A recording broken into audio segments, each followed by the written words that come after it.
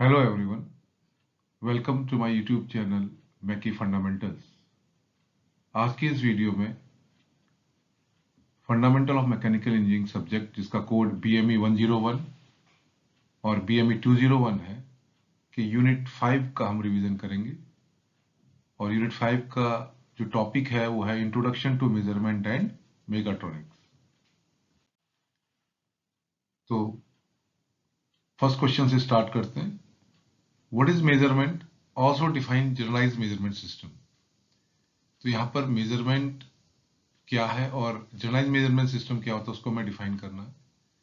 तो मेजरमेंट को समझने के लिए हम इस ब्लॉक डायग्राम को देखते हैं। ये एक अननोन मैग्नीट्यूड है जिसको हमें मेजर करना है और ये हमारा स्टैंडर्ड है। तो मेजरमेंट एक प्रोसेस ऑफ कंपैरिजन है between the unknown magnitude to the standard.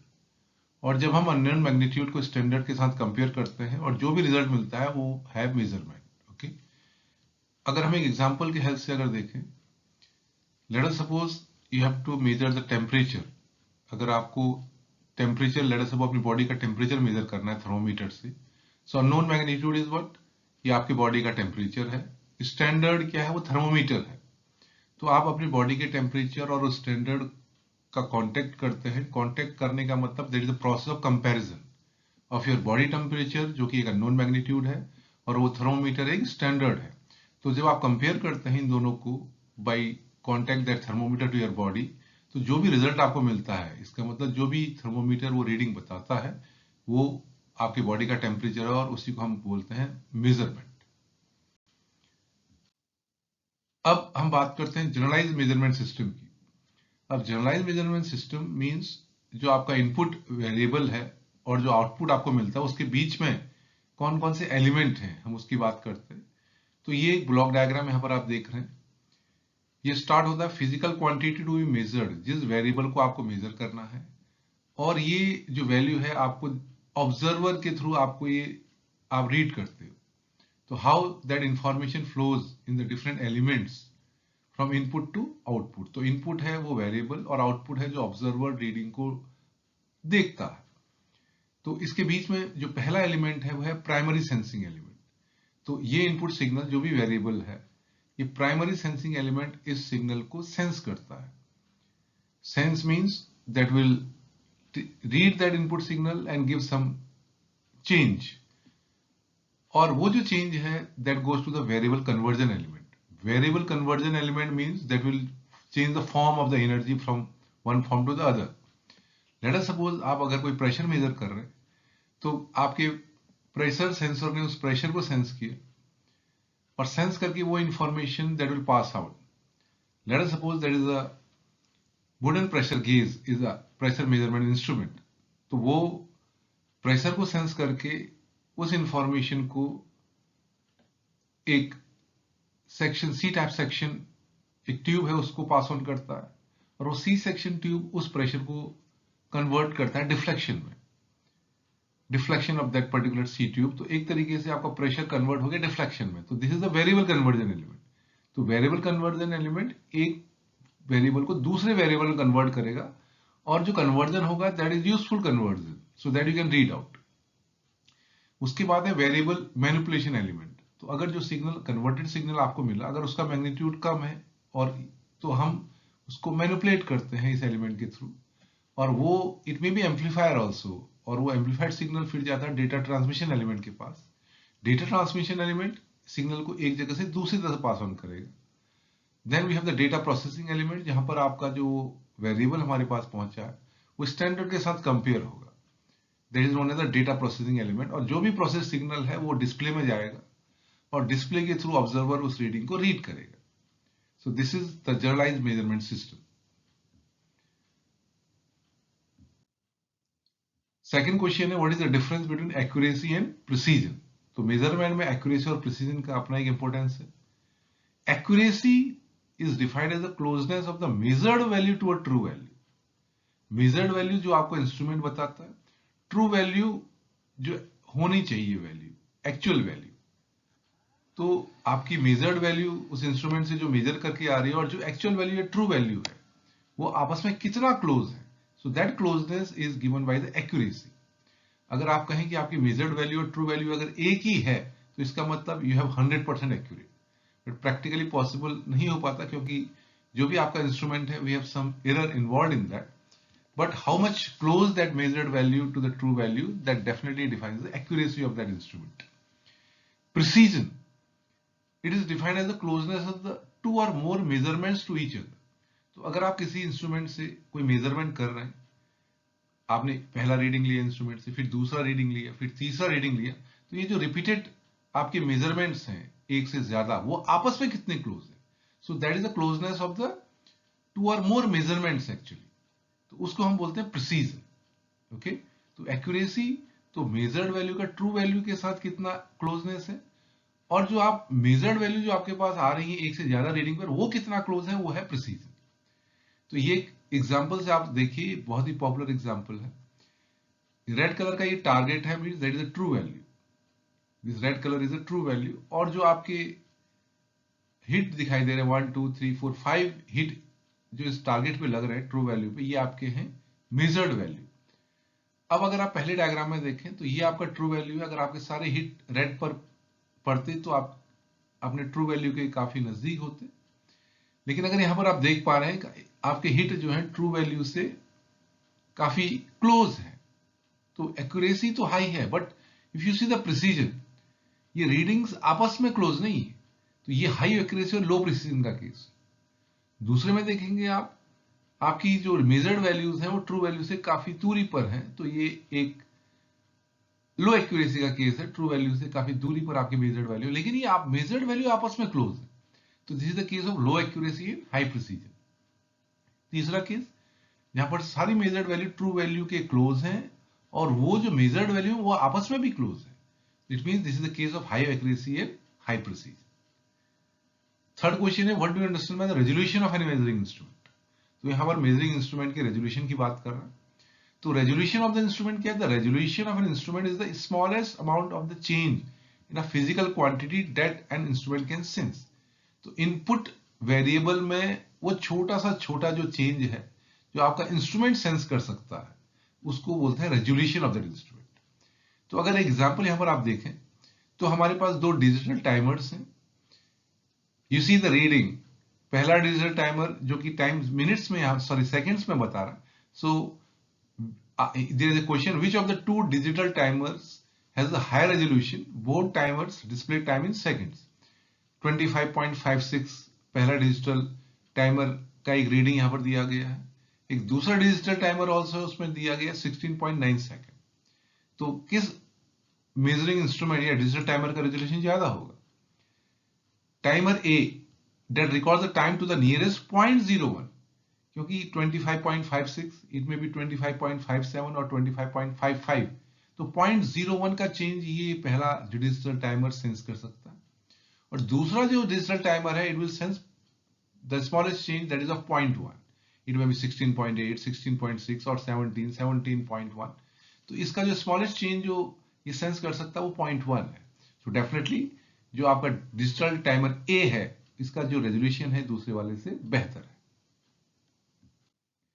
Fourth question है, what do you understand bye calibration of any measuring instrument and what is the it's importance. तो कैलिब्रेशन मेजरमेंट में एक बहुत critical step है। अगर हम calibration की हम बात कर रहे हैं, so it is the process in which the reading obtained from the measuring instrument, जो कि वो मेजरमेंट आपका जो मेजर्ड वैल्यू एक्चुअल वैल्यू है, are compared with the standard value. तो आपकी मेजर्ड वैल्यू जिसको यहां पर एक्चुअल वैल्यू हमने बोला है, तो मेजर्ड वैल्यू और ट्रू वैल्यू के बीच में कंपैरिजन है। If your measured value is very close to the true value, it means your instrument is accurate, so it means there is no need to calibrate it. But हमें मालूम है कि जब भी हम इंडस्ट्री में बात करते हैं, मेजरमेंट इंस्ट्रूमेंट की बात होती है, तो बार बार वो यूज होते हैं, तो for a after some time interval the errors are involve, and definitely जो आपका मेजर्ड वैल्यू और ट्रू वैल्यू के बीच में डिफरेंस आने लगता है। So that is the requirement of the calibration. तो इंडस्ट्री में जब भी आप जाएंगे तो मेजरिंग इंस्ट्रूमेंट में कैलिब्रेशन डेट लिखा रहता है, it means after that the error definitely that will be involve and before that you have to calibrate it. तो यहां पर जो कैलिब्रेशन है वो एक तरीके से आपके इंस्ट्रूमेंट की मेजर्ड वैल्यू को ट्रू वैल्यू के साथ आप कंपेयर करते हैं, वो आपका कैलिब्रेशन कहलाता है। If the instrument is accurate, अगर आपका instrument accurate है, then there will be matching of the scales of the instrument and the reference standard. तो आपके instrument की reading और standard reading दोनों क्या करेगी, मैच करेगी. तो उसके लिए एक कैलिब्रेशन कर्व यहाँ पर ड्रॉ किया जाता है. अगर डेविएशन है, so definitely the instrument must be calibrate. तो अब कैलिब्रेट करना है या नहीं करना है, so that actually we can understand when we draw the calibration curve. तो कैलिब्रेशन कर्व, यहाँ पर एक प्रेशर कैलिब्रेशन कर्व हमने ड्रॉ किया हुआ है. ये प्रेशर है, ये आउटपुट है. तो आप देखिए जो ब्लू कलर से की जो लाइन है, that is the standard reading और द ट्रू वैल्यू रीडिंग. देखिए pressure 10, the reading is 10. Pressure 20, the reading is 20. 40, 40, 70, 70. तो आपका जो स्टैंडर्ड इंस्ट्रूमेंट है वो आपके ट्रू वैल्यू को बता रहा है. But you see the red line, this is the measured value. तो देखिए जब 10 आपका प्रेशर है तो ये भी 10 बता रहा है. 20, that is very close to 20. But you see जैसे जैसे आपकी प्रेशर की रीडिंग बढ़ रही है, ट्रू वैल्यू का जो कर्व है वो तो स्टैंडर्ड है, लेकिन आपका जो मेजर्ड वैल्यू है वो डेविएट कर रहा है. It means there is some drift.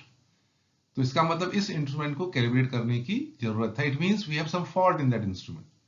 So how that drift takes place, तो ये आपका जो टेक्निकल पर्सन है वो उसको आइडेंटिफाई करके इंस्ट्रूमेंट को करेक्ट करेगा. एंड देन अगेन ही ड्रॉ द कैलिब्रेशन कर्व.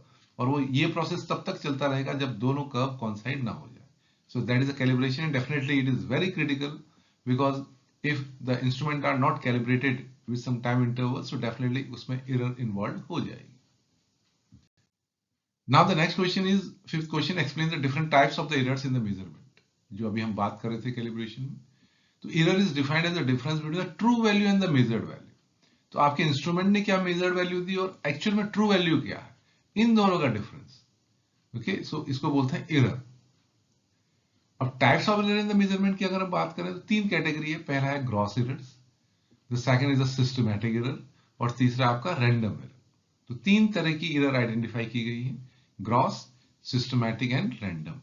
अब ग्रॉस एरर का जो इन्वॉल्वमेंट है वो जो ऑब्जर्वर है, it may be due to the casual attitude of the observer, कि वो रीडिंग को केयरफुली नोट नहीं कर रहा है या केयरफुली इसको रिकॉर्ड नहीं कर रहा है. और ग्रॉस एरर को हम बोलते हैं ह्यूमन एरर ऑल्सो, क्योंकि ये ह्यूमन के एंड पे है. जो ऑब्जर्वर है उसकी गलती की वजह से, उसके कैजुअल एटीट्यूड की वजह से वो एरर इन्वॉल्व हो सकती है. और अगर वो रीडिंग केयरफुली ली जाए, रीडिंग एक या एक से ज्यादा बार ली जाए, तो हम इस ग्रॉस एरर को एलिमिनेट कर सकते हैं. सो दैट इज कंट्रोलेबल एक्चुअली. दूसरा एरर है वो है systematic error. Systematic error that is a part of the system. अब सिस्टमैटिक एरर को फिर 3 पार्ट में डिवाइड किया गया है. The first one that is the instrumental, second is the observational error, and third is the environmental error. तो सबसे पहले देखते हैं instrumental error. Instrumental error, it means that it is the some faulty component in that instrument. जैसे let us suppose कोई आपका spring balance है, spring weighing scale है, तो स्प्रिंग की अगर स्टिफनेस अगर सही नहीं है, it may B at the end of the vendor also, तो डेफिनेटली आपकी जो वेट की जो रीडिंग है वो गलत आएगी. So that is an instrumental error due to the poor, और you can say the stiffness of that spring, or the spring index is not proper. The second is the observational error. अब ये जो observational error है, that is actually again the part of the system. इसको हम ऐसे समझ सकते हैं कि आप हमारे अधिकतर आजकल जो एनालॉग डिस्प्ले है वो डिजिटल डिस्प्ले से हम कन्वर्ट हो चुके. If you see the speedometer of your car और द बाइक, पहले वो एनालॉग होते थे, आजकल के हैं वो डिजिटल है. व्हाई? क्योंकि एनालॉग से जब आप रीडिंग लेते हैं तो उसमें ऑब्जर्वेशनल एरर आ जाती है. लेट अस सपोज जैसे आपका वोल्ट मीटर, अमीटर भी है, वो इसमें भी जनरली आप देखते हैं एनालॉग रीडिंग होती है. उसमें एक पॉइंटर है, पॉइंटर के थ्रू आप उस स्केल की रीडिंग को ऑब्जर्व करते हैं, और उसमें लगा रहता है ग्लास. तो ग्लास का भी अपना एक रिफ्रैक्टिव इंडेक्स होता है, और आप किस तरीके से उस रीडिंग को देख रहे हैं. अगर आप सीधे उसको, you see perpendicular to that pointer, if you observe then you get the correct reading. अगर थोड़ा भी आपका जो देखने का एंगल है वो थोड़ा इधर उधर हो जाएगा, तो आपके ऑब्जर्वेशन में एरर आ सकती है. लेकिन अगर वो एनालॉग डिजिटल से कन्वर्ट कर दिया जाए, देन ऑब्जर्वेशन एरर को भी आप रोक सकते हैं पूरी तरीके से. तीसरा environmental error. Environmental means that is a part of the environment. तो जो इंस्ट्रूमेंट के आसपास का जो एनवायरनमेंट है, लेट अस सपोज अगर आप कहीं पर रीडिंग ले रहे हैं और उसके आसपास कोई मैग्नेटिक फील्ड है, तो definitely that is a part of that environment. आपकी रीडिंग सही नहीं आएगी. इट में the temperature is very high, और देयर इज हाई ह्यूमिडिटी, तो ये इन्वायरमेंट फैक्टर है जिसकी वजह से एरर इन्वॉल्व हो सकती है, उसको बोलते हैं इन्वायरमेंटल एरर। तीसरा जो एरर है वो है random error. Random error means that is not controllable. Late us suppose voltage अगर अचानक फ्लक्चुएट हो गया, your reading will be different. तो रैंडम एरर ऐसी एरर है जिसको हम कंट्रोल नहीं कर सकते, but gross error and the systematic error can be controlled. Next question is what do you understand bye gauge pressure and the absolute pressure. तो gauge pressure और एब्सोल्यूट प्रेशर की यहां पर हम बात कर रहे हैं। You see this is a gauge pressure. तो जो लेट अस सपोज जैसे आप अपनी कार या बाइक का टायर का अगर प्रेशर मेजर करेंगे तो उसमें जो आप प्रेशर मेजरमेंट इंस्ट्रूमेंट लगाते हो that is a pressure gauge और गेज प्रेशर। ओके, तो ये आप देखिए स्केल बना हुआ है, ये गेज प्रेशर है। यहां पर जो इनपुट प्रेशर है that is atmospheric pressure, that is all near about 1 bar. तो जैसे ही इसमें एटमॉस्फेरिक प्रेशर आएगा, लेट अस सपोज उस प्रेशर गेज का जो ओपनिंग है अगर वो सराउंडिंग को खुला हुआ है, तो एयर का जो भी प्रेशर वो एटमॉस्फेरिक प्रेशर है और उसकी जो रीडिंग है वो कहां पर है, वो 0 पर है। तो इसका मतलब जो गेज प्रेशर है that is the pressure whose 0 is at the atmospheric pressure. It means that will tell the pressure with respect to the atmospheric pressure. तो गेज प्रेशर वो प्रेशर है जो कि एटमॉस्फेरिक प्रेशर के रिस्पेक्ट में बताया जाता है। तो इसका मतलब एटमॉस्फेरिक प्रेशर पर उसकी वैल्यू होगी 0। If you see this scale, अगर आप देख रहे हैं ये जो आपको डार्क ब्लू लाइन दिखाई दे रही है, ये एटमॉस्फेरिक प्रेशर लाइन है और ये हमारी एब्सोल्यूट 0 प्रेशर लाइन है, क्योंकि एटमॉस्फेरिक प्रेशर की वैल्यू कितनी होती है, 1 बार। तो अगर and that instrument is known as the barometer. तो एटमॉस्फेरिक प्रेशर को हम बैरोमेट्रिक प्रेशर भी बोलते हैं। तो ये जो 1 बार जो वैल्यू है एब्सोल्यूट 0 से लेके एटमॉस्फेरिक प्रेशर तक का जो वैल्यू, ये हमारा 1 बार का प्रेशर है जो एटमॉस्फेरिक प्रेशर है। ओके, तो यहां पर अगर आप देखिए हमारे पास दो रेफरेंस हो सकते हैं, या तो आप प्रेशर एब्सोल्यूट 0 के रिस्पेक्ट में बताएं या आप प्रेशर एटमॉस्फेरिक प्रेशर के रिस्पेक्ट में बताएं। तो अगर आप प्रेशर को एटमॉस्फेरिक प्रेशर के रिस्पेक्ट में आप बताते हैं, तो जो भी आपका मेजर्ड प्रेशर है उसके लिए आपने एटमॉस्फेरिक प्रेशर को रेफरेंस लेके आप चलते हैं, तो वो प्रेशर कहलाता है गेज प्रेशर। और अगर आप एब्सोल्यूट 0 प्रेशर को अगर रेफरेंस लेके चलेंगे तो वो प्रेशर कहलाएगा absolute pressure. Late us suppose ये आपका एक प्रेशर आपने मेजर किया, वो यहां पर है, दिस इज द प्रेशर, और ये प्रेशर एटमॉस्फेरिक प्रेशर से ज्यादा है क्योंकि ये लाइन हमने ऊपर की तरफ ड्रॉ की। तो इस प्रेशर को अगर आप एटमॉस्फेरिक प्रेशर के रिस्पेक्ट में अगर बताओगे तो ये गेज प्रेशर कहलाएगा। लेकिन इसी प्रेशर को अगर आप एब्सोल्यूट 0 के रिस्पेक्ट में बताओगे तो ये एब्सोल्यूट प्रेशर कहलाएगा। ओके, तो एटमॉस्फेरिक प्रेशर के रिस्पेक्ट में जो प्रेशर बताया जाता है वो गेज प्रेशर कहलाता है, और एब्सोल्यूट 0 प्रेशर के रिस्पेक्ट में जो प्रेशर बताया जाता है वो एब्सोल्यूट प्रेशर कहलाता है। अब ये जो आपका गेज प्रेशर है पॉजिटिव भी हो सकता है, नेगेटिव भी हो सकता है। अगर आपने ऊपर की तरफ ड्रॉ की है लाइन, एटमॉस्फेरिक प्रेशर ज्यादा है तो ये पॉजिटिव गेज प्रेशर। लेकिन अगर आपका प्रेशर एटमॉस्फेरिक से कम है तो वो गेज प्रेशर कहलाता है वैक्यूम प्रेशर। तो अगर आप देख पा रहे हैं तो ये आपका वैक्यूम प्रेशर है and that is negative actually because that is below to the atmospheric. और यही जो नेगेटिव आपका वैक्यूम प्रेशर अगर एब्सोल्यूट 0 के रिस्पेक्ट में आप बताएंगे तो ये क्या कहलाएगा, आपका एब्सोल्यूट प्रेशर। सेवंथ क्वेश्चन है explain the working principle of manometers for pressure measurement. तो manometer it is a very cheap device to measure the pressure. तो अधिकतर लैबोरेटरीज में आपको मैनोमीटर दिखाई देते हैं। तो manometer is a device used to measure the pressure of a fluid by balancing it against a column of a liquid. तो जो मैनोमीटर है वो प्रेशर को इनडायरेक्ट मेजर करता है by the displacement of the liquid due to the pressure. तो यहां पर इस U-ट्यूब मैनोमीटर की हम बात करेंगे। तो आप देखिए ये U-ट्यूब मैनोमीटर, क्योंकि इसका जो शेप है वो U तरीके का, और इसके अंदर एक फ्लूइड भरा रहता है जिसको हम मैनोमेट्रिक फ्लूइड कहते हैं, जनरली ये मरकरी रहता है, और इसके दोनों जो ओपनिंग है that is open to the atmosphere. और जब भी हमें किसी भी जगह का प्रेशर मेजर करना है तो इसका जो एक ओपनिंग है हम उस तरफ ओपन कर देते हैं। Let us suppose here this unknown pressure you have to major.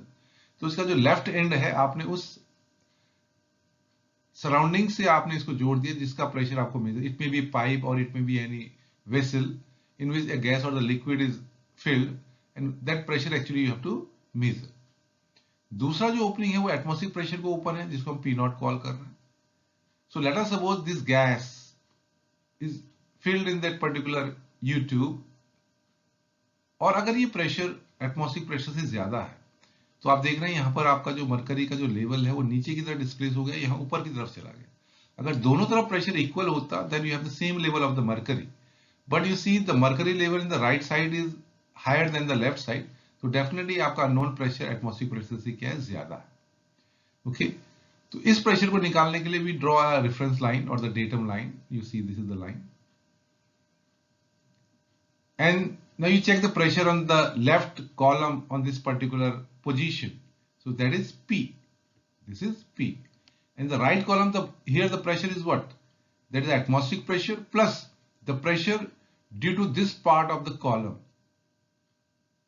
And this pressure you can find out by the hydrostatic law, P is equal to rho GH.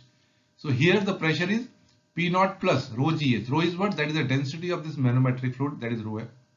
So P, that is equal to P naught plus rho M GH. And here this P, that is absolute pressure. But when you give this pressure with respect to the atmospheric pressure, it means P minus P naught, then it becomes the gauge pressure, and that is rho M into G into H. So that is the working principle of the manometer. So where you are measuring the pressure by the displacement of the fluid. Okay. The next is the working principle of the Bourdon tube pressure gauge for pressure measurement. तो जो आप देखते हैं जो भी tyre वगैरह का pressure जो मेजर करते हैं, तो जो गेज लगता है वो Bourdon प्रेशर गेज ही होता है. You see, this is the gauge. And this is the pressure, this is the pipe where you attach on that gauge. और जो आजकल जब हम देखते हैं उसमें जो रीडिंग होता है, it may be bar. So you PSI generally we observe, that is the pounds per square inch. This is the unit of that pressure, जो कि काफी पुरानी यूनिट है, that is in the FPS foot pound second आपका जो measurement units होती है, that is pounds per square inch. PSI में रीडिंग दिया हुआ, it may be bar also, it may be kgf per centimeter square also. So that is the unit of the pressure. तो ये जो भी pressure इस पे पड़ रहा है इस पाइप के थ्रू, तो ये पॉइंटर वो रीडिंग आपको बताता है. So this is the input pressure, this is the output signal.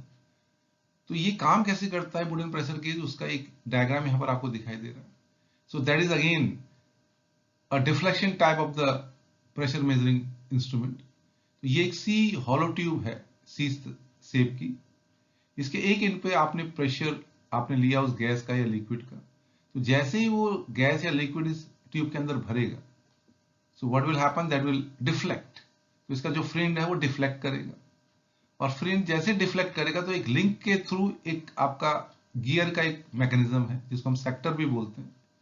तो जैसे इसका फ्रिंज डिफ्लेक्ट करेगा बाय द प्रेशर, तो ये लिंक भी मूव करेगा, जिसकी वजह से आपका ये जो गियर्स का जो कॉम्बिनेशन है इसमें भी मोशन आएगा, और जिस मोशन की वजह से पॉइंटर मूव करेगा. और पॉइंटर की जो रीडिंग आएगी that is directly calibrated according to the input pressure, क्योंकि इस इंस्ट्रूमेंट को आपने पहले कैलिब्रेट कर रखा है. इसमें नोन प्रेशर आपने लगा के ये स्केल को फॉर्म किया हुआ है, और जो भी प्रेशर आप यहाँ पर लगाएंगे और पॉइंटर जो रीडिंग आपको देगा, सो that is directly given the input pressure. So this is the working principle of the Bourdon pressure gauge. Okay. The next is the working principle of the thermocouples to measure the temperature. तो thermocouples एक temperature measurement device है, that is very cheap again. और इस thermocouples का जो basic working principle है वो है Seebeck effect. तो Seebeck effect क्या होता है, इसको हम देखते हैं. This effect states that when a closed circuit is formed by joining two dissimilar metals at two junctions, and junctions are maintained at different temperatures, then an electromotive force EMF is induced in this closed circuit.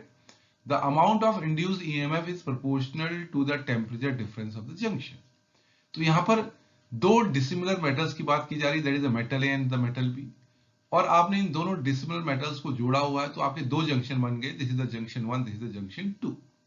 तो cold junction का जो temperature है ये reference temperature है, और hot junction का जो temperature जो आप ले रहे हैं that is the temperature of the unknown source. तो जैसे अननोन सोर्स को आपने हॉट जंक्शन से अटैच किया, और कोल्ड जंक्शन का टेम्परेचर ये ऑलरेडी फिक्स है, तो इस डिसिमिलर मेटल्स की दोनों ज्वाइनिंग्स पर एक टेम्परेचर डिफरेंस आपने क्रिएट किया. तो सीबेक इफेक्ट ये कहता है कि दो डिसिमिलर मेटल्स को जोड़कर जो दो जंक्शंस में अगर टेम्परेचर डिफरेंस होगा, तो इसके अक्रॉस एक ईएमएफ जनरेट होगा. इसी को हम बोलते हैं सीबेक इफेक्ट. और ये जो EMF जनरेट होगा that is actually give the information of this temperature difference. और जैसे ही कोल्ड जंक्शन का टेम्परेचर तो हमेशा हमें मालूम है दैट इज अ फिक्स, तो एक तरीके से ये जो वोल्टेज यहाँ पर जनरेट होगा that will give you the information of that unknown source temperature value. ये आपको इस वोल्टेज के थ्रू आपको मिल जाएगी. So that is the working principle of thermocouples. The next is the working principle of optical pyrometer. Optical pyrometer, the temperature measurement is used by the comparing the brightness. तो optical pyrometer का जो concept है वो brightness को compare करके हम temperature को major करते हैं. The current within the lamp is regulated until the lamp's brightness is equivalent to the image brightness generated through the source of temperature, and lamp filament boundary disappears when the brightness coincides. तो अब इस statement को हम इस diagram से समझने की कोशिश करते हैं. ये एक हीटेड सोर्स है, इसकी अपनी एक ब्राइटनेस है, और ये एक फिलामेंट है. अगर आप देख रहे हैं तो इस फिलामेंट की जो ब्राइटनेस है ये हम कंट्रोल कर सकते हैं by the current. This is the permanent magnetic moving coil, और you can say that is the meter which give you the current, and this is the rheostat. By changing the resistance you change the current, and by that current the brightness will change. और दूसरी तरफ heated source की brightness है, एक तरफ filament की brightness है, and from this eyepiece we are comparing the brightness of that lamp and the brightness of that source. तो इस source की जैसी brightness आती है, this is the objective lens to capture that brightness. Absorption it means जो भी इसमें आपकी सिग्नल को हमें फिल्टर करना है. तो यहां पर हमारे पास जब दोनों ब्राइटनेस आएंगी तब हम कंपेयर करेंगे इन दोनों को with the help of the eyepiece. अब कैसे पता लगेगा ये ब्राइटनेस आपस में मैप करेंगी या सेम रहेंगी? तो आप इस फिलामेंट की ब्राइटनेस को आप करंट रेजिस्टेंस चेंज करके आप मैनेज कर रहे हैं, और जब दोनों की ब्राइटनेस इक्वल हो जाएगी तो आईपीस के थ्रू जब आप देखेंगे then this boundary will disappear. तो फिलामेंट की बाउंड्री जब डिसअपियर हो जाएगी इसका मतलब दोनों की ब्राइटनेस मैप हो गई है, और उस समय आपका जो ये अमीटर का जो भी रीडिंग आएगा, whatever the reading you are getting, so that will give you the information of this the temperature of the heated source. Okay, तो ये आपका ऑप्टिकल पायरोमीटर का वर्किंग प्रिंसिपल है, जिसमें आप ब्राइटनेस को कंपेयर करके टेम्परेचर को कैलकुलेट करते हैं. 11th क्वेश्चन है, explain the working principle of venturi meter to measure flow rate. तो फ्लो रेट को मेजर करने का एक वेंचुरी मीटर एक की हमें यहां पर बात करनी है. The venturi meter works on the principle of Bernoulli's equation. यहां पर हम बर्नौली इक्वेशन यूज करेंगे. That is the pressure energy plus kinetic energy plus potential energy is constant in the moving fluid. ये वेंचुरी मीटर का diagram आप देख रहे हैं यहां पर. तो इस वेंचुरी मीटर को अगर आप देखें तो venturi meter is also known as the differential pressure measurement instrument, क्योंकि यहां पर जो फ्लो रेट है ये प्रेशर डिफरेंस की वजह से आप मेजर करते हो, तो इसलिए डिफरेंशियल फ्लो मीटर्स भी हम इसको बोलते हैं. तो इसके तीन मेन आप पार्ट देखेंगे आप. दिस इज द पाइप जिसमें फ्लो कर रहा है, और इस पाइप के बीच में ये वेंचुरी मीटर आपने इंस्टॉल किया हुआ है. इसके तीन पार्ट हैं. एक तो कन्वर्जिंग जोन है, ये देखिए आप एरिया कन्वर्ज हो रहा है. फिर आपका दूसरा आपका एरिया कांस्टेंट हो गया, that is known as the throat. और तीसरा सेक्शन है डाइवर्जेंट सेक्शन. फिर आपने मेन पाइप से इसको जोड़ दिया. तो ये पाइप है, मेन पाइप है, जिसके बीच में आपने ये वेंचुरी मीटर लगाया हुआ है. And you install A U tube manometer also. उसका एक एंड मेन पाइप पे खुला हुआ है और दूसरा थ्रोट के ऊपर आपका ये मैनोमीटर का दूसरा एंड ओपन है. अब आप देखें जब भी आप फ्लो करेगा तो मेन पाइप का जो एरिया है वो थ्रोट से ज्यादा है. सो डेफिनेटली आपकी जो velocity, you know the continuity equation a1 v1 is equal to a2 v2. तो यहां पर एरिया ज्यादा है तो वेलोसिटी क्या होगी? कम with respect to the throat. अगर वेलोसिटी कम है तो काइनेटिक एनर्जी कम है, तो काइनेटिक एनर्जी कम है तो यहां पर आपका प्रेशर एनर्जी ज्यादा होगा, क्योंकि दोनों में potential energy that will be constant because दोनों का डेटम जो हाइट है वो सेम है. तो मेन पाइप पर जो प्रेशर है वो थ्रोट के कंपैरिजन में वो ज्यादा है. इसको आप यहां पर भी देख सकते हैं कि मरकरी का जो लेवल है, आप देखिए राइट साइड में मरकरी लेवल ऊपर की तरफ आ गया है. इसका मतलब मरकरी को यहां से नीचे धकेला गया है, क्योंकि यहां पर जो प्रेशर है मेन पाइप का वो थ्रोट से ज्यादा है. अब ये जो प्रेशर का जो डिफरेंस आपको यहां पर मिलता है, so that actually give the indication of the flow rate. So that is the reason venturi meter is known as the differential flow meter. तो अब इस पर्टिकुलर सेक्शन में अगर आप देख रहे हैं, this is the AA section, this is the level of the mercury in the left side. अब जो वेंचुरी मीटर है इसमें हम बर्नौली इक्वेशन लगाएंगे in the section 1 and section 2. तो 1 section main pipe, 2 section is the throat. तो आप देखें P1 upon rho g plus V1 square upon 2g plus Z1. This is the potential energy, kinetic energy and the potential energy section 1 में, and that is equal to P2 upon rho g plus V2 square upon 2g plus Z2. तो 1 पर जो total mechanical energy है और 2 पर जो total mechanical energy that will B same, because आपका जो बर्नौली इक्वेशन है that's talk about the conservation of the mechanical energy. अब आप देखें दोनों का जो हाइट है वो Z1 Z2 that will be equal, Z1 Z2 is equal, तो P1 upon rho g plus V1 square upon 2G is equal to P2 upon rho g plus V2 square upon 2G। तो pressure वाले term एक तरफ ले आए तो P1 minus P2 upon rho G is equal to V2 square minus V1 square upon 2G। And this P1 minus P2 upon rho G इसको हमने H से रिप्लेस किया। H is what? That is the difference of the pressure head at section 1 and section 2। तो pressure head होता है P upon rho g, तो section 1 पर जो प्रेशर हेड है वो है P1 अपॉन रो जी और 2 पर जो प्रेशर हेड है वो P2 अपॉन रो जी। तो P1 minus P2 upon rho g that is the difference of the pressure head section 1 and 2। इसको हमने H से रिप्लेस किया। So H is equal to V2 square minus V1 square upon 2G।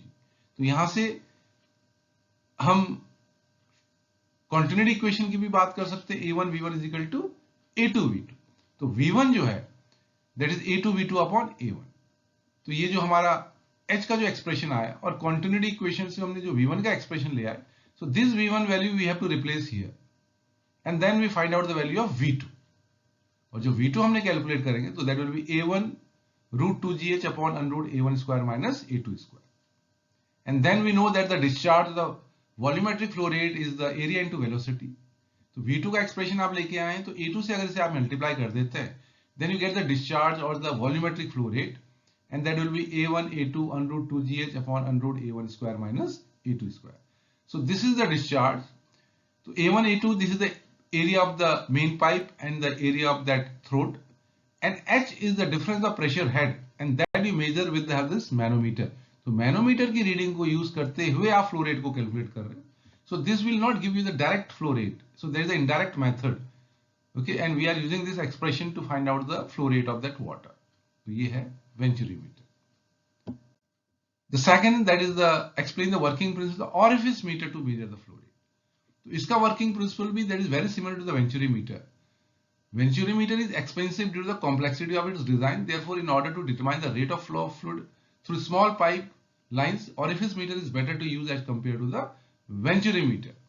और आपका जो Venturi meter that is made of the glass, so that is very delicate also.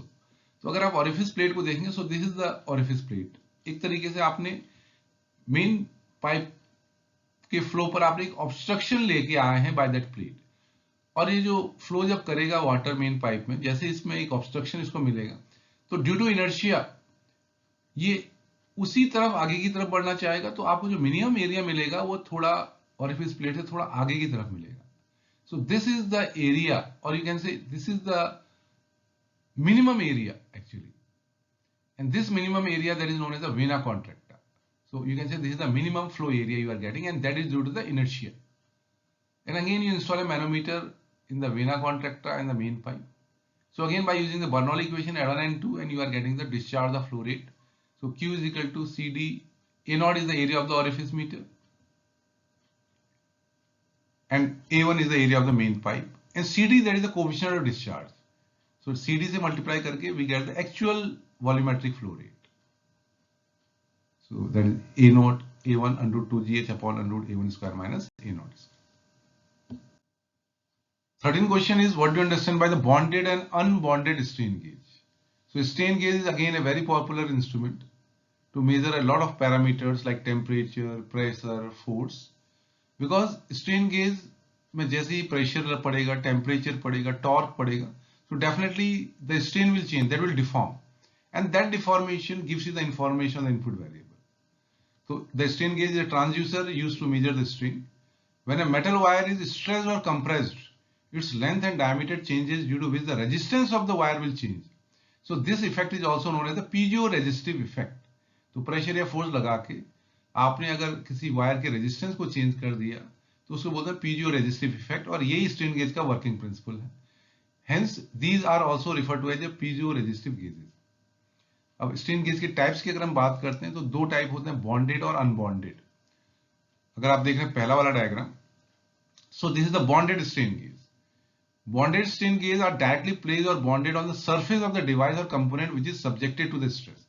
तो आपने इस वायर को एक सरफेस के साथ आपने क्या बॉन्ड कर दिया, और जो भी फोर्स इस सरफेस पे लगेगा उसकी वजह से आपके इस स्ट्रेन गेज में भी डिफॉर्मेशन आएंगे और इस डिफॉर्मेशन को आप with the help that Wheatstone bridge, तो देखिए आपके 3 रेजिस्टेंस ऑलरेडी लगे हुए, चौथा रेजिस्टेंस आपका स्ट्रेन गेज का रेजिस्टेंस है। तो जैसे ही इस पे फोर्स लगेगा इस सरफेस पे, तो ये चौथा रेजिस्टेंस चेंज हो जाएगा, तो आपका व्हीटस्टोन ब्रिज अनबैलेंस हो जाएगा। Definitely you are getting some reading here. तो जो भी रीडिंग आपको यहाँ पर मिलेगा in terms of the voltage और the current, that gives the information of that force. So this is the bonded type, so that is very stable. Unbonded means there is no surface to attach these wires. ये wire देखिए pin के through लगे हुए हैं और they will stretch or compress, तो they are not bonded any surface, so that is the unbonded strain gauge. Okay. 14th question है, explain the working principle of probing ring to measure the force. So this is the diagram of this probing ring. It consists of an elastic ring. This is the elastic ring in which deflection of the ring when the loaded along a diameter is measured by means of the micrometer screw. तो ये force F जो लग रहा है इस elastic ring में, और इसके साथ एक वाइब्रेटिंग रीड के थ्रू एक जुड़ा है माइक्रोमीटर। तो जैसे ही इसके ऊपर फोर्स आएगा प्रोबिंग रिंग के ऊपर, तो वाइब्रेशन रीड के through you have this micrometer will move, और you can say there are some number of turns, और it may be the reading will change of that micrometer wheel. और जो भी reading micrometer में मिलेगा that will give you the information of that applied force. तो pressure force will change, the reading of the micrometer that will change. Okay, so that is the working principle of proving ring to measure the force. 15th question is explain the working principle of Prony Brake Dynamometer to measure the torque. So Prony Brake Dynamometer is an absorption type of the dynamometer which develops mechanical friction on the periphery of a rotating pulley by means of the brake blocks that are squeezed against the wheel by tightening the bolt until the friction torque F into R balances the applied torque W into L.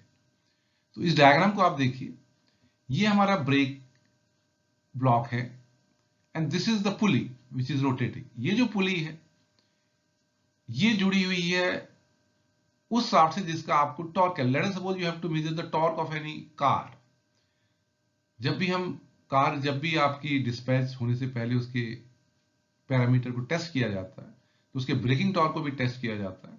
तो car को एक platform में रख के चलाकर उसका पहिया जब घूमता है, तो उस पहिए को हमने इस डायनामोमीटर से अटैच किया हुआ, तो जो उस पहिए का जो व्हील का जो एक्सिस है वो इस पुली के साथ अटैच्ड है। तो कार का पहिया जब घूमेगा तो आपका ये पुली भी घूमेगा, right? So that also will rotate. Now see here, now we have to apply the brake. How we apply the brake? This W is the weight and L is the distance from the axis of that wheel or the pulley. So you increase the value of W. When you increase the value of W, so definitely you are applying a frictional torque here. तो ये move कर रहा है आपकी car का पहिया और पुली move कर रही है इस तरीके से। तो जैसे यहाँ पर आपने वेट को इंक्रीज कराया और एक वेट ऐसा आएगा जब आपका ये जो पुली है that will stop. So it means the applied torque that is equal to the frictional torque. Okay, so F into R, this is the frictional torque. Okay, F into R, and that is equal to W into L, because this W into L, that is the moment you are creating here, and due to which you are getting that frictional torque, and that is equal to the braking torque. That is F into R, that is equal to W into L. So by knowing that weight W and this length, you are getting the torque actually. Power निकालने के लिए the torque is multiplied with the angular velocity 2 pi n by 60, n is the RPM. So you can measure the torque as well as the power by using this Prony Brake Dynamometer. Now the next portion of the unit 5th is about the Mechatronics. So the question 16 is what do you understand by the Mechatronics? Also write the objectives, advantages and the disadvantages of the Mechatronics. So Mechatronics, जैसे देखें mechanical plus electronics, that is the combo of these two words. It is a science that deals with the mechanical, electronics and the digital components needed for the mixed system. तो mechanical आपका system है, electronic से आप इसे control कर रहे हैं, definitely we have a number of digital component the information communication system, तो ये कहलाता है mechatronics. You see the diagram, we have the mechanics, we have the electronics, we have the informatics, and this is the mechatronics. So that is, you can say, blend of mechanical, electronics and the information. Objectives are to improve the product and the processes, to develop some novel mechanisms, the new mechanisms, to design some new product, and to create new technology using novel concept. Okay. Advantages: good quality product, high degree of flexibility to modify or redesign, good performance characteristics, greater productivity, greater extent of machine utilization. And if we see the disadvantage, so definitely the high initial cost. Multidisciplinary engineering background is required to design the implementation. It means high skill worker is required. He must know the different disciplines of engineering. Need of highly trained worker, yes. And complexity in identification, the correction of problems. So maintenance is the issue. Okay. And what are the industrial applications of mechatronics? So you see the domestic appliances like fridge, microwave, washing machine, vacuum cleaners, dishwasher, digital cameras, official equipment like laser printer, hard drive positioning system, LCDs, tape drives, scanners, photocopiers, banking system, cash registers, ATM machine, manufacturing equipment like NC tools, pick and place robots, welding robots, automated guided vehicles, and other industrial robots. In the aviation, again, cockpit control and instrumentation, flight control actuators, landing gear system, and other aircraft subsystems. So we have huge application of the mechatronics. Now, question number 18, what do you understand by autotronics? Also write its application. So autotronics is defined as the use of electronic science in the automobile vehicles. That is auto electronics, you can say. So ऑटोट्रॉनिक्स को हम define अगर कर रहे हैं तो electronic science का automobile area में जो एप्लीकेशन है उसको हम ऑटोट्रॉनिक्स कहते हैं. और definitely you can see nowadays our car is the electronic car because a lot of mechanical components are replaced by the electronic components, so better performance definitely. So that is a very demanding area as a career point of view also. Now here I explain some applications of this autotronics. तो उसमें पहला है anti-lock braking system, that is known as ABS. The main purpose of ABS, anti-lock braking system, is to prevent skidding, where loss of steering control results from locked wheel when braking hard or braking suddenly. तो जब suddenly car में आप break लगाते हैं तो wheel lock होने की वजह से स्टीयरिंग में कंट्रोल आपका खत्म हो जाता है, जिस वजह से आपकी गाड़ी स्किड करती है, definitely the accident can take place. तो इसको अवॉइड करने के लिए आजकल it is mandatory to use ABS system or ABS module is there. और जो ABS that will work in the 3 stages. Okay. Brake pedal is pushed when you apply sudden brake. Okay. The wheel sensor detects skidding or locking, and then ABS pump the brakes actually. It means that will apply the back pressure. So this is the wheel, and here we have the speed sensor. That speed sensor, the information go to the ABS module. कि गाड़ी के पहिए का speed क्या है, ये ABS block या ABS module को हर समय जाता रहता है मेजरमेंट के through. This is the brake system. When you apply the sudden brake, okay, then the speed will almost 0 and that information is go to the ABS module and that will release a back pressure so that you have the control in the steering wheel and your car will not skid. Okay, so that is also known as the anti-skid braking system also. So you apply the brake pedal suddenly, wheel sensor detect skidding or locking, and then the ABS module will pump the brake and release the pressure, and you have the better control in the steering. The second application, that is airbags. Nowadays, again, it is very useful. It is a flexible fabric bag that is designed to inflate in a fraction of a second in the case of any situation when the vehicle comes to an abrupt halt, such as during an accident. Okay, तो आप देख रहे हैं ये concealed air bag है जो आपको generally दिखाई नहीं देता है. And here this is the crash sensor. You have the control unit, and this is the inflator. In the normal condition, it is concealed here, the airbag. When you have the crash in your car, so crash sensor will sense that crash, and according to the magnitude of that crash, the control unit given information to this inflator. So here in this inflator, you have a chemical, that is sodium azide. In a fraction of a second, the explosion will take place. The nitrogen release, and that bag will inflate. You see, it is initially it is concealed. अभी concealed है, लेकिन जैसे ही crash ज़्यादा होगा, तो control unit के through inflator पे जो आपका सोडियम एजाइड रखा है केमिकल, उसको स्पार्क मिलेगा, वो फ्रैक्शन ऑफ सेकंड में उसमें से नाइट्रोजन गैस तुरंत निकलेगी और आपका जो बैग है वो इन्फ्लेट हो जाएगा, and that will give you the cushioning effect, and definitely a huge loss will be prevented. The 19th question is, what do you understand by bionics? Also explain its applications. Bionics means that is the biology plus electronics. So bionics is the replication of the biologic system by mechanical and electronic system. Replication का मतलब आपके शरीर के कई सारे parts हैं जिसको आप आर्टिफिशियल चीजों से आप रेप्लिकेट कर सकते हो, उसको डुप्लीकेट कर सकते हो. The bionic industry has grown along 4 major application areas: vision, hearing and the orthopedics, you can see. तो इसके कई सारे एरियाज हैं. जैसे विजन बायोनिक्स की बात करें तो bionic eye, so that is a totally artificial eye. जब आप देख ही नहीं पा रहे कुछ भी, तो ये एक आर्टिफिशियल आई है. The image is go to the camera, is attached here, then it go to the microchip, then it goes to the optical nerve, then you are getting the image in the visual cortex. So this is a totally artificial eye. And this is known as the bionic eye, and it is very costly, definitely. The second application that is in the orthopedic bionics, that is ankle foot prosthesis. एक तरीके से आपका पूरा ankle जो है ये आपने replicate कर दिया है mechanical plus electronics, that is the bionics actually. You see, this is the system. The block diagram you can see. This is the prosthetic foot. You have the transmission chain, you have the spring, you have the absorber, motor, and definitely this is the part of the bionics. The next question 20, what is by the avionics? Also explain its application. Avionics means that is the use of the electron in the aviation field.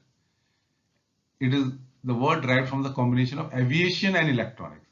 Avionics system means any system in aircraft which is dependent on the electronics for its operation. तो aircraft के अंदर जो भी हम control की बात कर रहे हैं, इलेक्ट्रॉनिक्स की बात कर रहे हैं, तो वो आता है एवियोनिक्स के अंदर. Avionics, that is the use of electronics in the aviation field, and definitely we have a lot of scope of this avionics.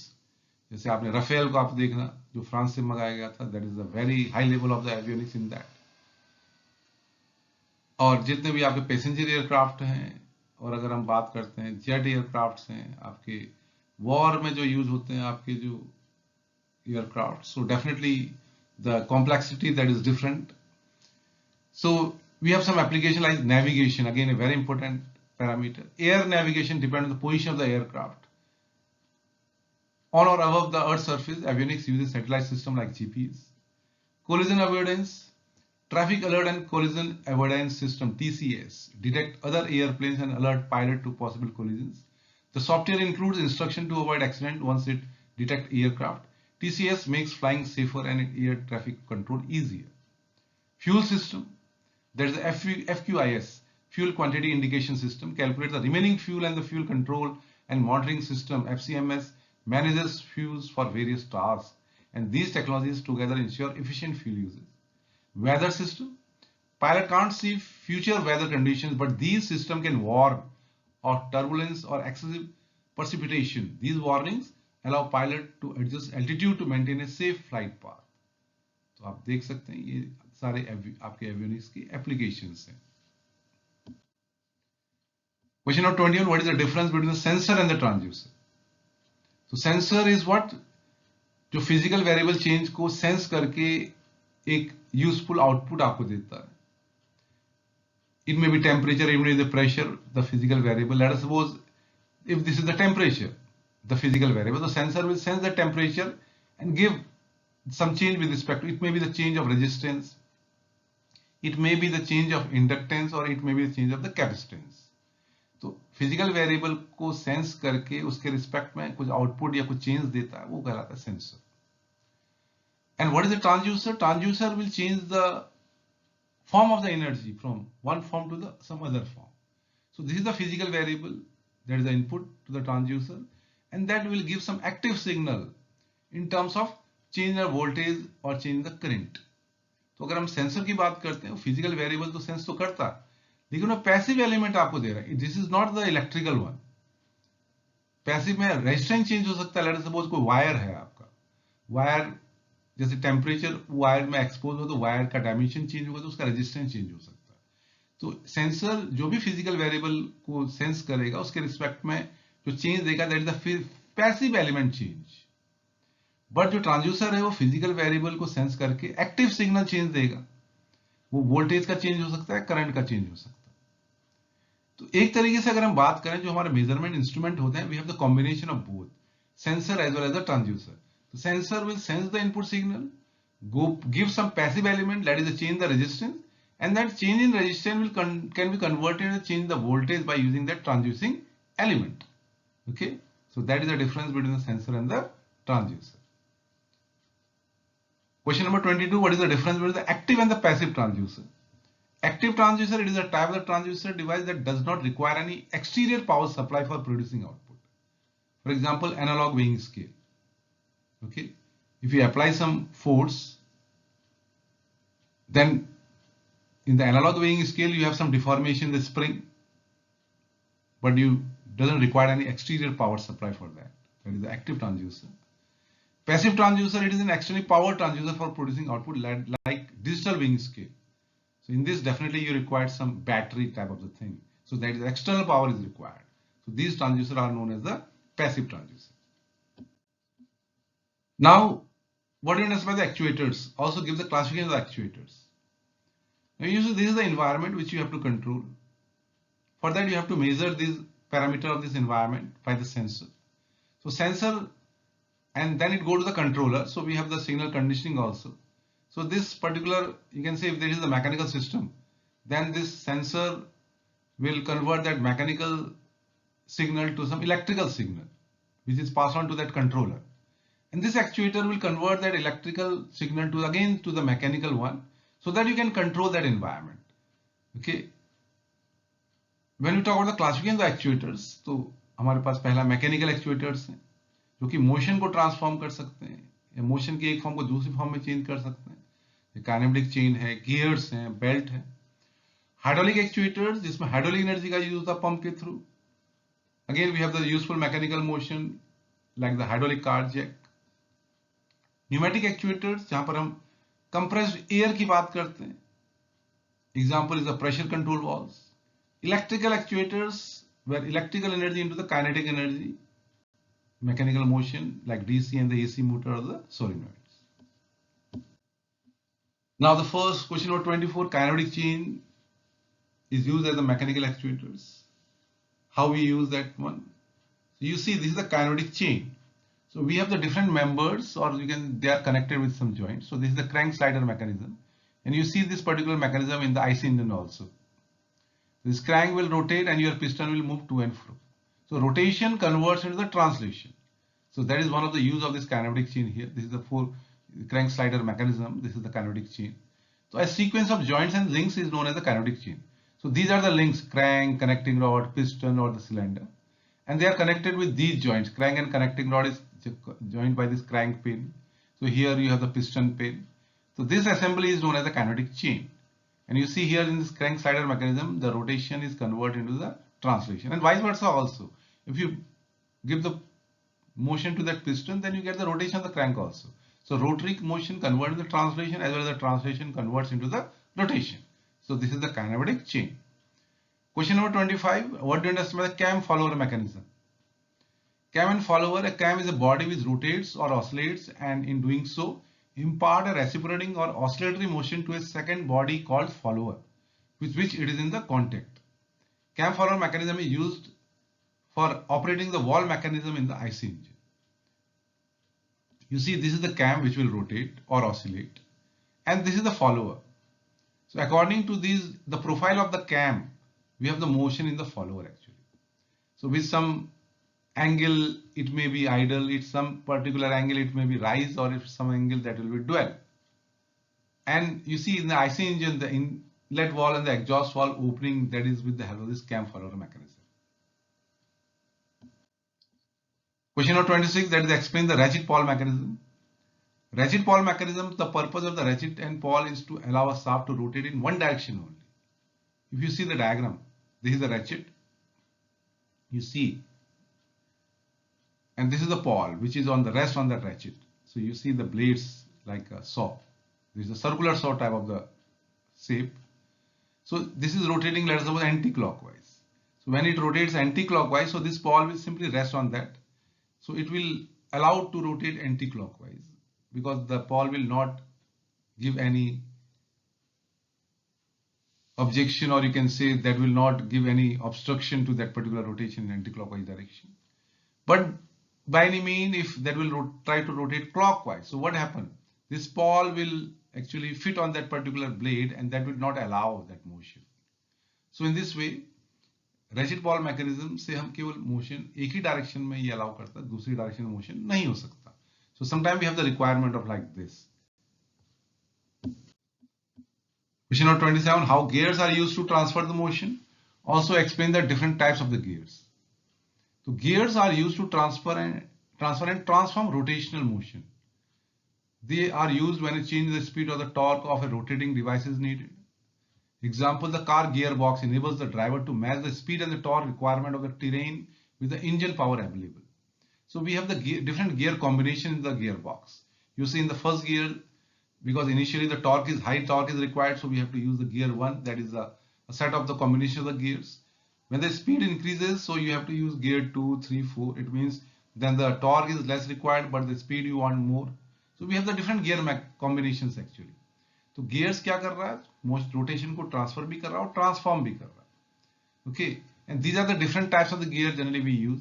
Warm gear, helical gear, double helical gear, spiral bevel gear, mitre gear, straight bevel gear, internal gear, spur gear, rack and pinion gear.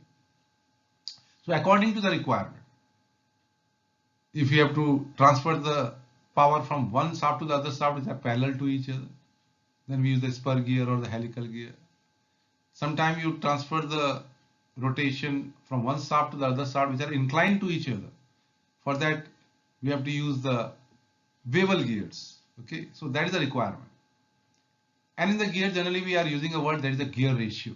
You see in this diagram, A and B, these are the two different gears which are under massing. So omega A is the angular speed of gear A and omega B is the angular speed of the gear B. So omega A upon omega B, that is the gear ratio, and that is the number of T's on B divided number of T's on A. Let us suppose in the B, T's are 80. These are the T's projections. In the gear A, the T's is 40. So the gear ratio will be the 80 divided by 40, that is 2. It means omega B is omega A by 2. So B का जो speed है, वो A का speed का क्या है, half है. So that is the use of the gear ratio. So to design the gear ratio, what gear ratio actually you required, accordingly we select the gear with some particular T's. Question number 28, how belt drive is used to transfer the motion. So belt drive, it is used to transmit motion from one shaft to another with the help of the thin inextensible band that runs over the two pulleys. Gears में भी जैसे हम power को एक shaft से दूसरी shaft में हम मोशन को ट्रांसफर करते हैं, बेल्ट ड्राइव में भी we are doing same, but belt drive is generally used where the distance is very high, very far away. So we have the two types of belt drive, open belt drive and the cross belt drive. You see, this is the driver pulley, this is the driven pulley. तो ये जो driver पुली है motor से जुड़ी हुई है, जो motor के द्वारा घुमाई जाएगी. This is the belt, which is again will move the second pulley, which is the driven pulley. तो यहाँ पर देखिए दोनों का डायरेक्शन क्या है, सेम है. Sometimes our requirement is the opposite direction motion, then we use the cross belt. Okay. Question number 29. What are the different types of bearings used in the power transmission? A bearing is a machine element that constrains relative motion to only the desired motion and reduces friction between the moving parts. The main purpose of the bearings is to prevent direct metal-to-metal contact between two elements that are in relative motion. तो bearings का जो काम है उसके तीन major functions हैं. पहला, to reduce friction. Second, to support a load. The third is to maintain the alignment. Okay. Now the different types of bearings. So bearings, that is of two types, general bearing and the anti-friction bearing. And general bearing is again classified as hydrostatic bearing, hydrodynamic bearing. Anti-friction bearing, in that we have the ball and the roller bearings. So general bearings is actually the bearing which is actually we use in the shafts It may be hydrostatic or it may be hydrodynamic. If you see the diagram, hydrostatic bearings, this is the shaft which rotates and this is the surface. And to avoid the metal to metal contact, a pressurized oil is entered in between these two. This is the oil pump, which is, it means we are using some external agency to develop that oil pressure. और उस oil pressure की वजह से आपका ये shaft जो है इस मेटल के कांटेक्ट में नहीं आएगा. So definitely that is the use of the bearing to avoid the metal to metal contact. In hydrodynamic bearing, you see there is no external oil pump. The oil is filled in between, and initially when the shaft is not rotating, then you have the metal to metal contact. But when the shaft about to rotate with some high speed, then there is a concave phase due to which the pressure will develop here. You see here the area is more, here the area is less. So due to this concave phase, a pressure distribution takes place and that will lift that shaft. And that is the reason why this hydrodynamic bearing is used in high speed. And this hydrostatic bearing that can be used where the load is very high, because you are giving the external oil pressure, but the hydrodynamic bearing is used in the high speed but for the less weight or the less load. And definitely the hydrostatic bearing is costly than the hydrodynamic because you are using here some pump. Ball and the roller bearing, you see these are used in the light weight applications, light load applications, like you see some in toys, bicycles, skates. And these are the balls. Actually, that is the reason why that is known as the ball or the roller bearing. 30 question, explain the working principle of hydraulic actuation system with diagram. You see, hydraulic actuation system, now we are using the hydraulic energy to move something. So this is the oil tank in which the oil is filled. First that oil go to the filter where the impurities is separate out. Then it goes to the pump. The pump is moving by the motor and a pressure is developed, and this pressure regulator will actually regulate that pressure according to the requirement. And then that oil pressure go to this DCV, direction control valve, and that will give you the direction. You see 1, 2, 3 different positions. So that will allow the fluid either in this direction or in this direction according to the motion direction, load, the movement of the load. If let us suppose if that oil will move from this direction, then the piston will move downward, the load will move downward. If the oil will move from this direction, then piston will move up, the load will lift. So how you want to move the load according to this direction control will give the direction of the oil. So in this way we are using the hydraulic energy for the movement of that load. So this is known as the hydraulic actuation system. 31, that is the explain the working principle of pneumatic actuation system. Now we are talking about the pressurized air, the compressed air. So here we take the air from the atmosphere. Through air filter, the impurities separate out, then it goes to the compressor. Compressor is actually moving by the motor. Then we have the air cooler, definitely, because the compressed air, the temperature that will increase. And then it goes to the storage reservoir, and again it goes to the direction control valve. So again, according to the direction control valve, the piston will move either up or down. Okay. And the pneumatic actuation system, that is again for the lighter load application with comparison to the hydraulic one. Question number 32, what do you understand by the pressure control valves? Explain with examples. So pressure control valves are found in every pneumatic and hydraulic system, because here we are using the pressure of air in pneumatic system and the pressure of the liquid in the hydraulic system. They have in variety of functions, are usually named for their primary functions. तो उनके कई सारे function है pressure control valve के, और इसी function के according उसको नाम दिया गया है, like pressure relieve valve, unloading valve, sequence valve, counter balance valve and pressure reducing valve. Now the first one, pressure relief valve. It is normally a closed valve whose function is to limit the pressure to a specified maximum value by diverting pump flow back to the tank. तो आपका जो primary जो pressure relieve valve है generally वो close रहता है, लेकिन जैसे ही जो प्रेशर है इनपुट प्रेशर लिमिट को क्रॉस करता है, then that pressure relieve valve will open और जो भी एक्सेसिव आपका जो ऑयल जो है उसको डाइवर्ट करके टैंक की तरफ भेज देता है, so that your pressure limit will not cross. Unloading valve, these are the pressure control devices that are used to dump excess fluid to the tank at the little or the no pressure. When there is no demand of the pressure, it means you don't want to move the load. So now your requirement is you have to dump all the fluid to the tank. Okay, so that is done by the unloading valve that will dump excess fluid to the tank when there is no pressure in the system. Sequencing valve, it means a sequencing valve's primary function is to divert flow in a predetermined sequence. It means, let us suppose initially there is a pressure, let us suppose that is a hydraulic actuation system. The pressure of the oil that is filled in the first cylinder, when it is filled, then it has to be diverted to the other cylinder in some sequence, and that is done by the sequencing valve. Counterbalance valve, a counterbalance valve is used to maintain the back pressure to prevent a load from falling. Suppose you lift some load by the actuation system. Let us suppose the power will go. Definitely that will go down to, it means, but you want to hold that load at that position. So it means a back pressure is required, and that is given by the counterbalance valve. The last one, that is the pressure reducing valve. So now you have to manage the outlet pressure. So that is done by the pressure reducing valve. So what pressure is required in the outlet? So these are the different type of the pressure control valves. Next is what to understand the direction control or DCVs. Explain with example. So direction control valves are used to control the direction of the flow in a hydraulic circuit, and direction control valves performs only three functions: stop the fluid flow, allow the fluid flow, and change the direction of the fluid flow. Okay.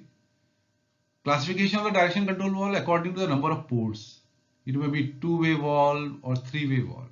If you see this two-way valve, it is also known as on-off valve. You see here, this is the port P, जिसमें pump के through आपका liquid आएगा, and this is the actuator's position, and this is the second port A. But you see in this position, there is no connection between the pump and the port A, so that is the off condition. But when you actuate this particular lever, जैसे ही आगे की तरफ जाएगा, then we have the opening of these two ports, and that is the on position. Okay.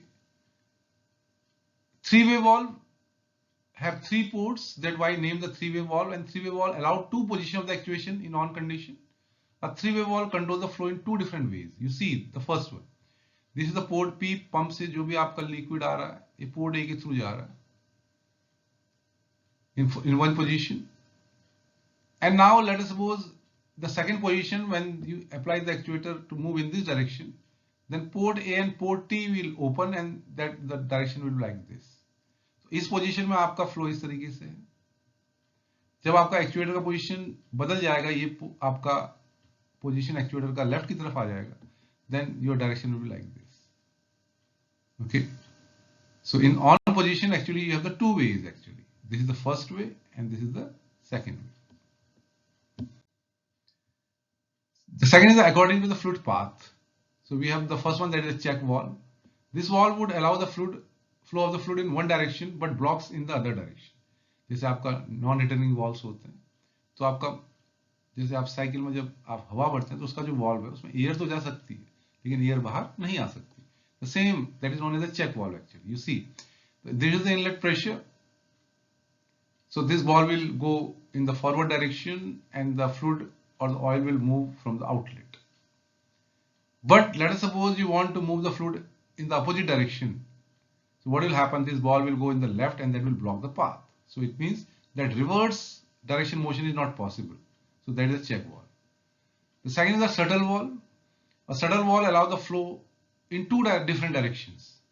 So it means that is the backup of the pump actually. You see, this is the pump 1 and the fluid will flow like this. And this pressure is definitely greater than P2 because this pump is on, this is off condition, you can see. Let us suppose by any means this pump will not working. Then this is the pump in the backup. Then the fluid will flow in this direction, this pressure will be more, then the flow will be like this. So P1 pressure is by the first pump, which is the correct condition. अगर P1 pump आपका खराब हो गया है तो P2 pump आप use कर सकते हैं, again that will go like this. So this is all about the unit 5th. So definitely 5th unit में आपके कंटेंट बहुत ज़्यादा है. So that is a very big task for the students to take all the topics together. तो मैंने इस video के साथ ये सारी चीज़ें आपको समझाई हैं, तो उम्मीद है कि आप सारे कंटेंट को एक बेहतर तरीके से रिवाइज कर पाएंगे और डेफिनेटली आपको अपने एग्जामिनेशन में इससे बहुत हेल्प मिलेगा. तो all the best for your university examination. Thank you.